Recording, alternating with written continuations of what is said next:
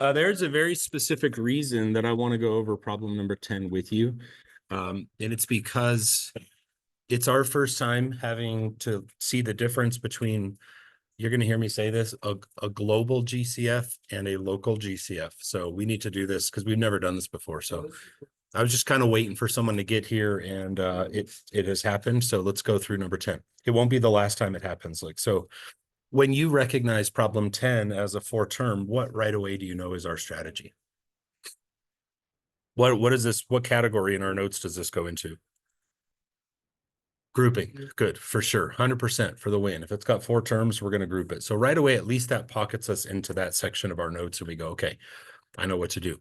Now, to this point, if I said, what should we do? Your answer would be, I should draw the wall. And the answer is not actually to draw the wall.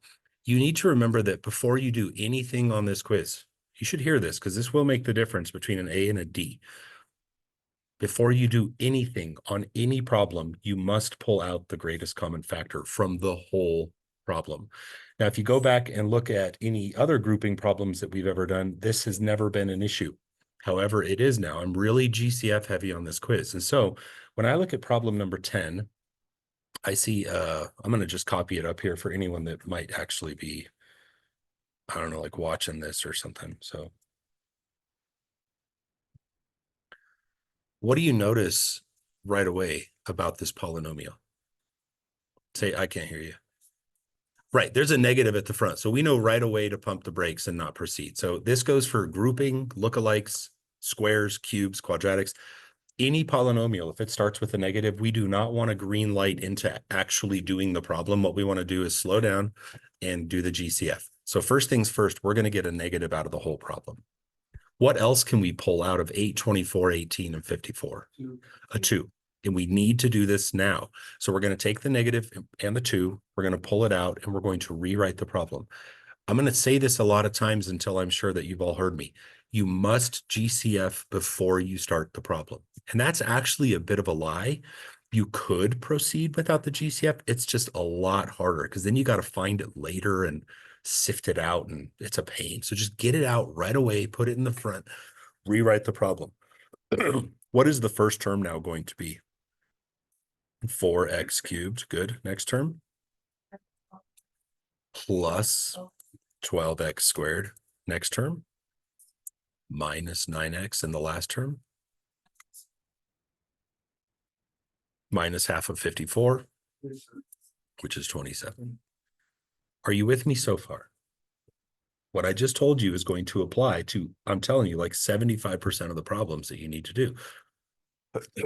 Get the GCF, get it out, set it aside. Now, what I'm going to do, I'm going to show you something here just so that this feels a little bit more like what we're used to.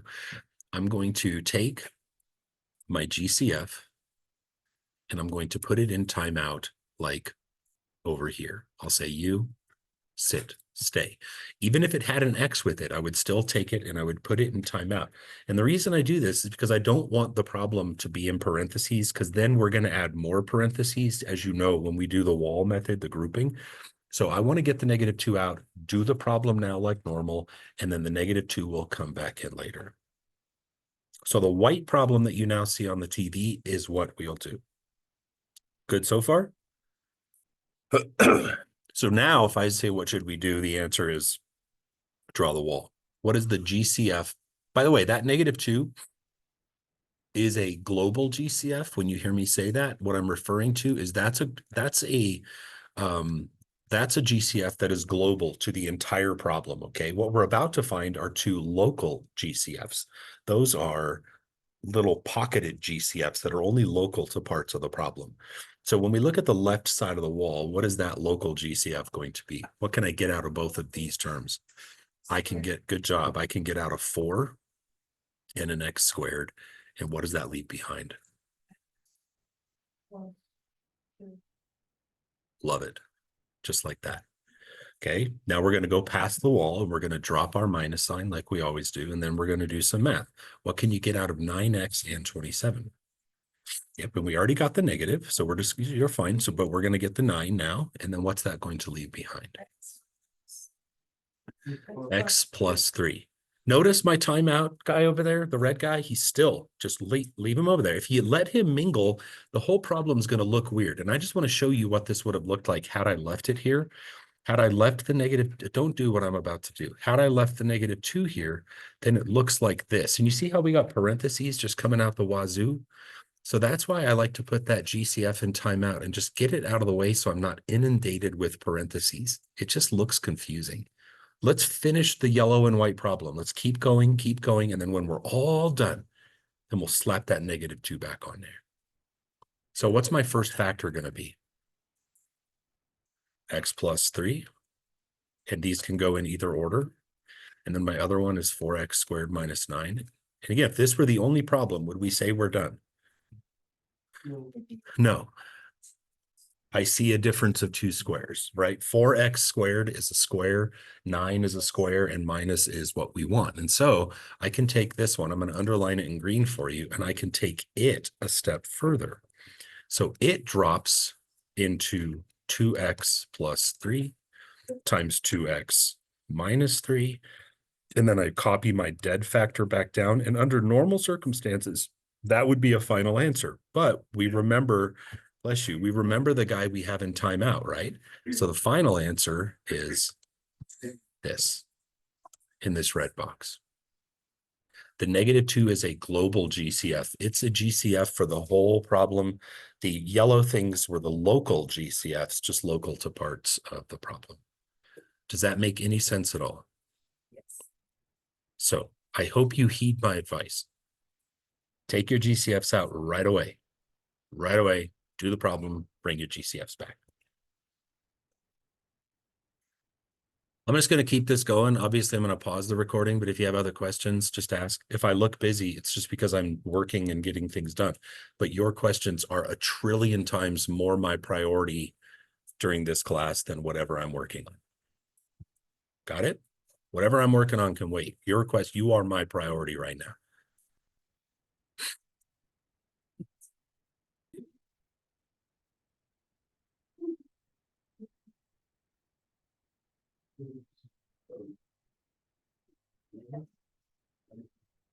So the question on number 13 is, what kind of problem is it? Good. The answer is we don't know, right? And the thing is, like, going into the problem, what we don't want to do right now is try to classify it. The only one that's like really super obvious, I think, is going to be grouping because it's got the 4 terms. This could be a sum of cubes, a difference of squares. We don't know yet. And so what we want to do is, before we say it's this or this, we want to get the GCF out.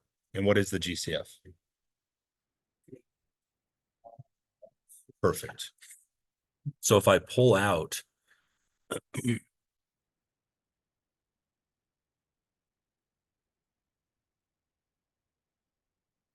so if I pull out the negative and I pull out the 5 and I pull out an X, then I'm going to be able now to see what the problem is for the first time. So what's the first term going to be? Uh-huh. What else? Good job.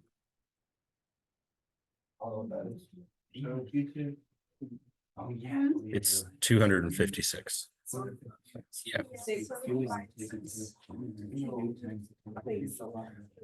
And so it shows itself, and now your job is to recognize what it is. The -5x is just a hang along. It's a just leave it there, right? So what is x to the 4th minus 256? I mean, it's obviously not like a trinomial of any sort. It's obviously not grouping. It's obviously not a sum or a difference of cubes. You know what it is by chance? Oh, is it that one? For those of you following along, does anyone know what that white thing is called? It's like the one we started off doing, but It is. It's a difference of squares. Oh, dude. It is. And so the thing is that it's just kind of a buffed up, it's sort of a look-alike difference of squares. It's just a higher quartic degree difference of squares. Differences of squares can be as amped up as you want them to be, Kane. Like they can go big. As long as by definition, if the first thing is a square and the second thing is a square, and that is a minus, 100% take it to the bank. It's a difference of squares. So the way we factor a difference of squares is repetitive and predictable. It's always square root plus square root times square root minus square root. So what is this? What is the square root of x to the fourth?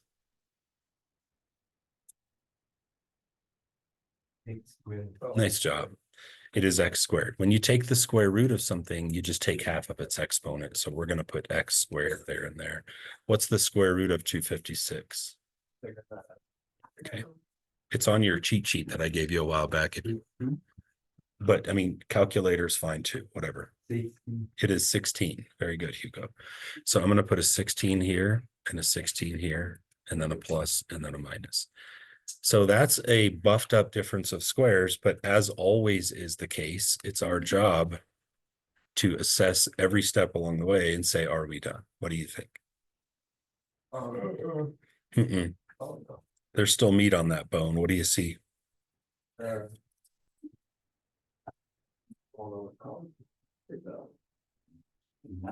mean, it's literally what we just did. It's another difference of squares. This thing that I'm underlining in purple is another difference of squares. And so what happens sometimes, and you've seen this before, is you can factor something and then its offspring then turn around subsequently and produce their own offspring. And that's what's happening here. So the negative 5x is obviously dead because it's the GCF. The x squared plus 16 is dead because it's a sum of squares. But then how are you going to factor x squared minus 16?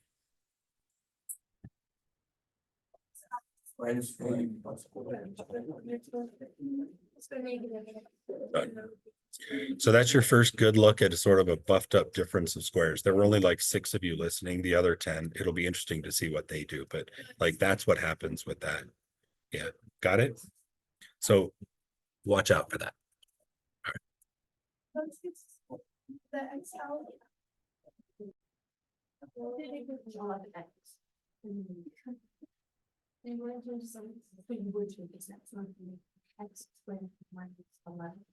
Stesha, what is the first thing you want to notice or do?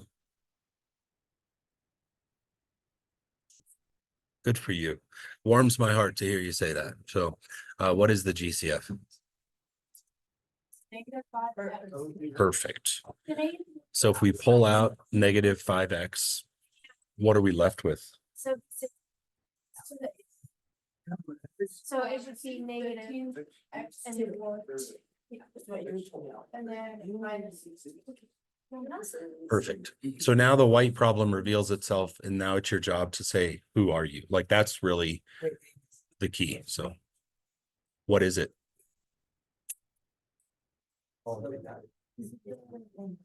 Don't ask me. I mean, I'm asking you.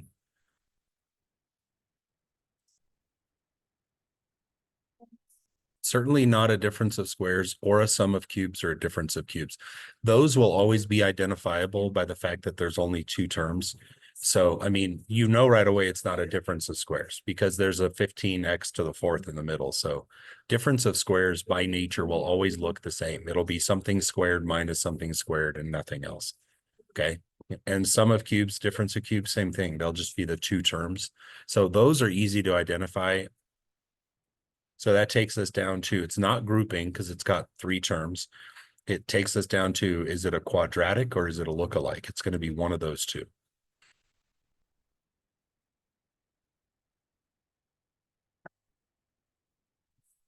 It's definitely not a quadratic because this, I'm going to circle it for you, is not a 2. In order to be a quadratic expression, you have to have x squared, and that has x to the 8th. So that leaves only one option. And the question is it a lookalike? And what I would add to my notes, and we're all going to hear this at different times, you know, some people heard it days ago, some people are going to hear it tomorrow. is that to be a lookalike, you have to follow a pattern with your exponents, and it is the green number. Look at it; it's even. The second green number is half, and the last thing that I'm circling is non-existent. So to be a lookalike, your powers of X are going to go even, half, none. Even, half, none. I would put that in my notes but I'm not the one that has to take the quiz. So even, half, none is the key. Okay. So once we establish that it's one of the lookalikes, then we have to know how to factor it. So I'm going to copy down my GCF, and then I'm going to build my two shells. Do you remember how to start with a lookalike? And I do need you to speak up just because the air conditioner's on and there's just noises and stuff.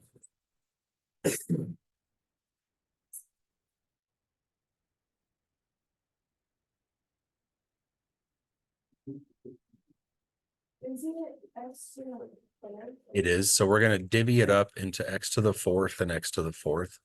Now we are, Stesha, just going to treat it like a quadratic. Honestly, there's a reason why people call these, it's called quadratic form. I mean, that's technically its name. And the reason is because it functions and behaves exactly like the way we place things when we factor is identical to how we would treat a quadratic. It's just a buffed quadratic. It's a quadratic on steroids.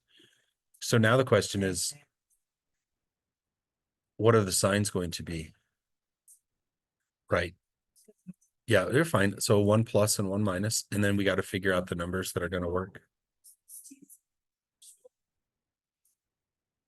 Good. Now I would say, like on the test, this is going to be probably, and you'll see one like this. And again, there's only 6 of you listening. The others, I don't know what they're thinking. But when you see a problem like this, it's going to be worth a lot of points. And the reason is because if you get this far, let's say this problem will wind up being like worth 8 or 9 points. If you get this far, you'll get like 2 or 3 of those points. You'll lose the other 5 or 6.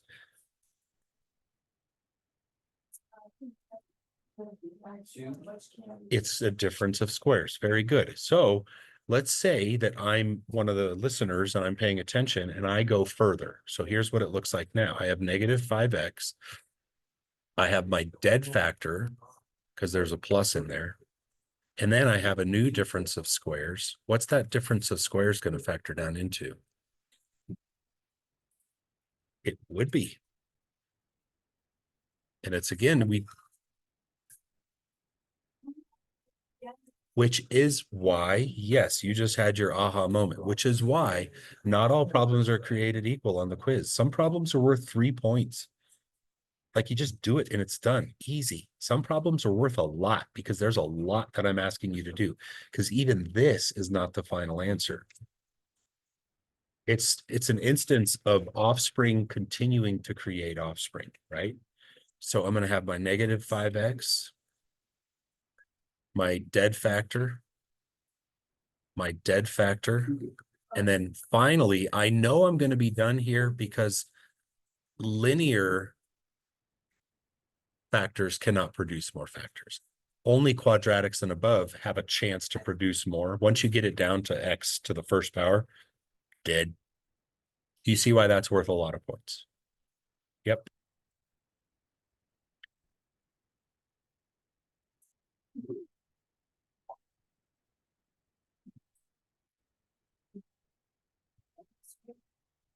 Yeah. Which one? You sure? Oh, okay. Oh, I just got a question. No, you're good. What is your question?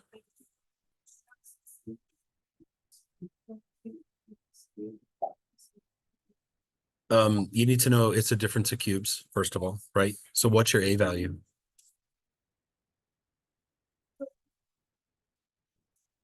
Eventually, but in your first step, what's A?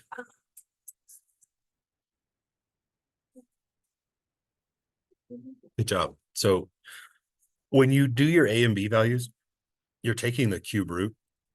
And like, obviously we know the cube root of 512 is 8. Like that's on our cheat sheet. But so finding B is easy, but finding A is a little bit next level. Whatever the trick here is, whatever the exponent is, if you're cube rooting, divide it by 3. So if I'd given you like X to the 12th, A would be X to the 4th, right? Good. Now be careful on this. I want you to go through the first step, but you're actually going to see a difference of cubes you're gonna do your short set, long set, and then I want you to report back to me as to what you see. Because this is a multi-step problem. Jordan, did you have a question?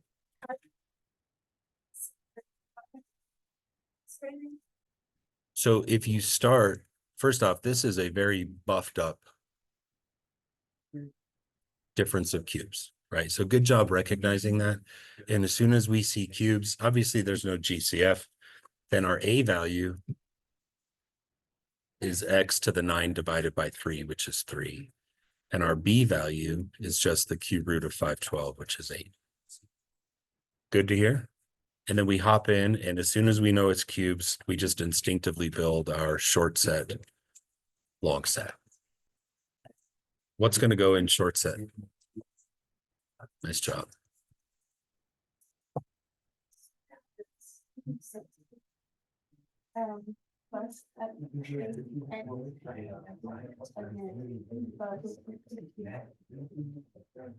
Good. And again, this, like I was talking to Stesha on hers, this is not going to be a 3-point problem. This is going to be a 5 or a 6 or a 7, whatever. Because if you get this far, I'm going to say, good job, -3, which is weird. Why? Good. Our job is to be vigilant, hyper vigilant at every step along the way to say, did I just create something that can create more somethings? And the answer is, I did. This is another difference of cubes. Offspring producing offspring, right? You never have to worry about this. This one will never be factorable unless you missed a GCF at the beginning. But if you do that, that's not my fault.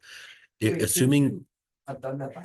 assuming you pulled out a GCF, if there was one, the long set will never, ever be factorable. You're going to want to know that. So now we have like our own little problem from here. What's A? And what's B? Good. So we see now that the short set is its own little factorable expression. Are you with me? I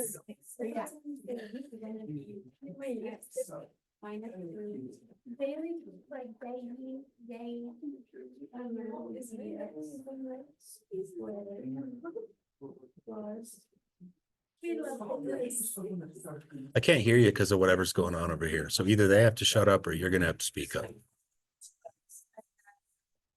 Say again. Plus 2x. Good. And then we're just going to copy down the long set. And that is that. You always have to.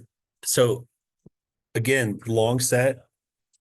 I hope you're listening. Long set will never be factorable. Like I see a lot of times people look at that middle long set and it just feels so factorable, quadratic-y. Like we want to try to do the two shells, and long set is always dead.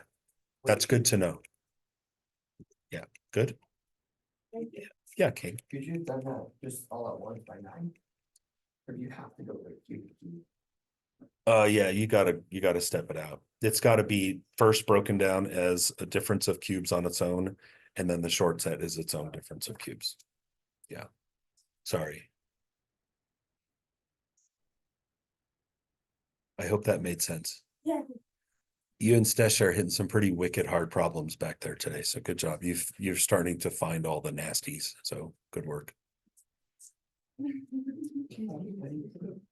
Those multi-steps are usually the killers. Like I spend a lot of time with red ink where people go a certain way and then I'm like, ah, darn, you didn't finish the thing. You gotta, again, every step be vigilant. Do I see cubes? Do I see squares? Like keep an eye out, and just once you've killed it, be sure you've killed it, right? Just because you simplified the first part, Which part? the longer one. So originally this problem in the green box, it originally broke down to this. You got that? Okay, so if it were just a regular difference of cubes, we would do this one step and we would be done. But this part right here is dead. So that's why I just copied it down to here. dead factors don't go away. They just stick around like a bad cold. They just hang around. You know what I'm saying? So let me color code this for you. This became this. Do you see how it's like its own little problem within a problem? You with me? Yeah. You sure? Okay. Gotta watch out for those. They're nasty.